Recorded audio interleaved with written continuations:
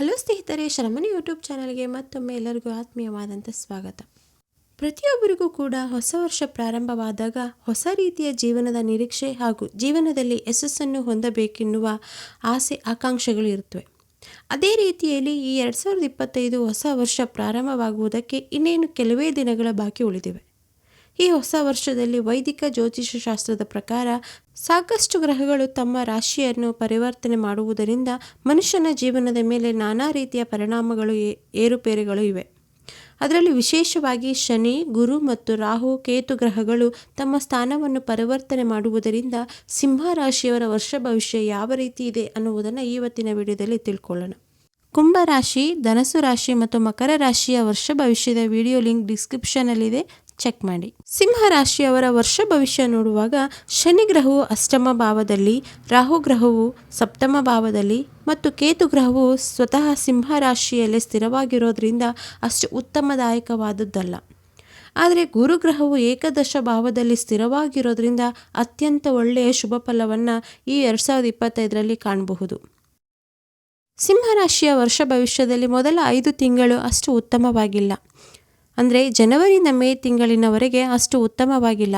ಮೇ ತಿಂಗಳ 14ನೇ ತಾರೀಕಿನ ನಂತರ ಗುರುಗ್ರಹವು ತನ್ನ ಸ್ಥಾನವನ್ನು ಬದಲಾಯಿಸಿ ಏಕಾದಶ ಭಾವದಲ್ಲಿ ಸ್ಥಿರವಾಗಿ ಇರೋದ್ರಿಂದ ಸಿಂಹರಾಶಿಯವರಿಗೆ ಲಾಭದಾಯಕದ ವರ್ಷ ಪ್ರಾರಂಭವಾಗುತ್ತೆ. ಪ್ರಭಾವಶಾಲಿಯಾದ ಗುರುಗ್ರಹವು ಏಕಾದಶ ಭಾವದಲ್ಲಿ ಸ್ಥಿರವಾಗಿರೋದ್ರಿಂದ ಉಳಿದಂಥ 3 ಗ್ರಹಗಳಿಂದ ಉಂಟಾಗುವಂಥ ಅನಿಷ್ಟದಾಯಕವಾದ ಫಲಗಳು ಏನೇ ಎದುರಾದರೂ ಗುರುಗ್ರಹವು ಅವುಗಳೆಲ್ಲವನ್ನು ತಡೆದು ನಿಮಗೆ ಒಳ್ಳೆಯ ಶುಭದಾಯಕವಾದ ಲಾಭದಾಯಕವಾದ ಫಲಗಳನ್ನು ನೀಡ್ತಾನೆ. ಈ ಗುರುಗ್ರಹದ ರಾಶಿ ಪರಿವರ್ತನೆಯಿಂದಾಗಿ ಸಿಂಹ ರಾಶಿಯವರಿಗೆ ಒಳ್ಳೆಯ ಸಮಯ ಪ್ರಾರಂಭವಾಗುತ್ತೆ. ಸಮಯಕ್ಕೆ ಸರಿಯಾಗಿ ಆರ್ಥಿಕ ಲಾಭ ಸಿಗಲಿದೆ ಹಾಗೂ ತಮ್ಮ ವ್ಯಾಪಾರದಲ್ಲಿ ಕೂಡ ಇನ್ನಷ್ಟು ಉನ್ನತ ಹಂತಕ್ಕೆ ಹೋಗುವಂತಹ ಅವಕಾಶಗಳು ಕೂಡ ಇವೆ. ಮತ್ತು ನಿಮ್ಮ ಯಾವುದೇ ರೀತಿಯ ಕೆಲಸಗಳು ಬಾಕಿ ಉಳಿದುಕೊಂಡಿದ್ದರೆ ಅವುಗಳು ಯಶಸ್ವಿಯಾಗಿ 2025ರಲ್ಲಿ ಪೂರ್ತಿಯಾಗಲಿವೆ. ಹಣಕಾಸಿನ ಹೂಡಿಕೆ ವಿಚಾರದಲ್ಲಿಯೂ ಸಹ ಸಿಂಹರಾಶಿಯವರಿಗೆ ಹೆಚ್ಚಿನ ಲಾಭದಾಯಕವಾಗಿದೆ ಮತ್ತು ದೊಡ್ಡ ಮಟ್ಟದ ಗಣ್ಯ ವ್ಯಕ್ತಿಗಳು ಹಾಗೂ ಪ್ರಭಾವಶಾಲಿ ವ್ಯಕ್ತಿಗಳನ್ನು ಭೇಟಿಯಾಗುವ ಯೋಗವೂ ಇದೆ. ಶಿಕ್ಷಕರಿಗೆ, ಗಣ್ಯ ವ್ಯಕ್ತಿಗಳಿಗೆ, ರಾಜಕಾರಣಿಗಳಿಗೆ ಅತ್ಯುತ್ತಮವಾದ ವರ್ಷ ಹಾಗೂ ಸಿಂಹರಾಶಿಯವರಿಗೆ ಈ ವರ್ಷ ಶತ್ರುಗಳು ಕೂಡ ಮಿತ್ರರಾಗುವ ಸಮಯ.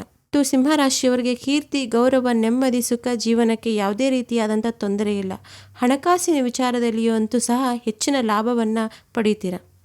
ವಿದ್ಯಾರ್ಥಿಗಳಿಗೂ ಕೂಡ ಉತ್ತಮವಾದ ಸಮಯ ಮತ್ತು ಯಾರೆಲ್ಲ ವಿವಾಹದ ವಿಚಾರವಾಗಿ ಪ್ರಯತ್ನ ಪಡ್ತಾ ಇದ್ದೀರೋ ಅವರಿಗೆ ಈ ವರ್ಷ ಕಂಕಣ ಭಾಗ್ಯ ಕೂಡಿ ಬರಲಿದೆ. ಅಂದರೆ ಗುರುಗ್ರಹದ ಒಂದು ಅನುಗ್ರಹದಿಂದ ಕಂಕಣ ಭಾಗ್ಯದ ಯೋಗವೂ ಇದೆ.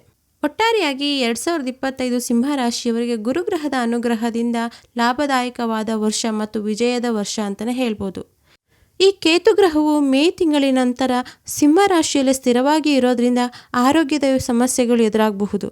ಕಾಲಿಗೆ ಮತ್ತು ಕಣ್ಣಿಗೆ ಸಂಬಂಧಪಟ್ಟಂಥ ಸಮಸ್ಯೆಗಳು ಎದುರಾಗಬಹುದು. ಆದ್ದರಿಂದ ಆರೋಗ್ಯದ ಮೇಲೆ ಎಚ್ಚರಿಕೆಯನ್ನು ವಹಿಸಿ. ಜೊತೆಗೆ ಪತಿ ಪತ್ನಿಯರಲ್ಲಿ ಮನಸ್ತಾಪಗಳು ಉಂಟಾಗಬಹುದು. ಆದ್ದರಿಂದ ಅತ್ಯಧಿಕವಾಗಿ ತಾಳ್ಮೆಯಿಂದ ಇರೋದು ಉತ್ತಮ. ಮಾರ್ಚ್ 29ನೇ ತಾರೀಕು 2025 ಶನಿ ಗ್ರಹವು ಅಷ್ಟಮ ಭಾವದಲ್ಲಿ ಸ್ಥಿರವಾಗಿರೋದ್ರಿಂದ ಸಿಂಹರಾಶಿಯವರಿಗೆ ಅಷ್ಟಮ ಸಾಡೆ ಶುರುವಾಗುತ್ತೆ. ಆದ್ದರಿಂದ ಯಾವುದೇ ರೀತಿಯ ತಪ್ಪುಗಳನ್ನು ಮಾಡದೆ ನಿಮ್ಮ ಮನಸ್ಸನ್ನು ಹತೋಟಿಯಲ್ಲಿ ಇಟ್ಕೊಂಡಿರೋದು ಉತ್ತಮ. ಈ ಎಲ್ಲ ಸಮಸ್ಯೆಗಳ ಪರಿಹಾರಕ್ಕೆ ಸಿಂಹರಾಶಿಯವರು ಆಂಜನೇಯ ಸ್ವಾಮಿಯ ಆರಾಧನೆಯನ್ನು ಮಾಡಬೇಕು. ಈ ಒಂದು ವರ್ಷ ಭವಿಷ್ಯದ ಮಾಹಿತಿ ನಿಮಗೆ ಇಷ್ಟವಾದಲ್ಲಿ ನಮ್ಮ ಚಾನಲನ್ನು ಲೈಕ್ ಮಾಡಿ, ಶೇರ್ ಮಾಡಿ, ಕಮೆಂಟ್ ಮಾಡಿ. ಹಾಗೆ ಯಾರಾದರೂ ಹೊಸದಾಗಿ ನಮ್ಮ ಚಾನಲನ್ನು ನೋಡ್ತಾ ಇದ್ದರೆ ಸಬ್ಸ್ಕ್ರೈಬ್ ಮಾಡಿಕೊಂಡು ಪಕ್ಕದಲ್ಲಿರುವ ಬೆಲ್ಲೈಕನನ್ನು ಕ್ಲಿಕ್ ಮಾಡಿ ಆಲ್ ಅನ್ನೋ ನೋಟಿಫಿಕೇಷನನ್ನು ಸೆಲೆಕ್ಟ್ ಮಾಡ್ಕೊಳ್ಳಿ. ಮತ್ತೊಂದು ಉಪಯುಕ್ತವಾದ ಮಾಹಿತಿಯೊಂದಿಗೆ ಭೇಟಿಯಾಗೋಣ. ಅಲ್ಲಿವರೆಗೂ ಧನ್ಯವಾದಗಳು. Thank you for watching this video.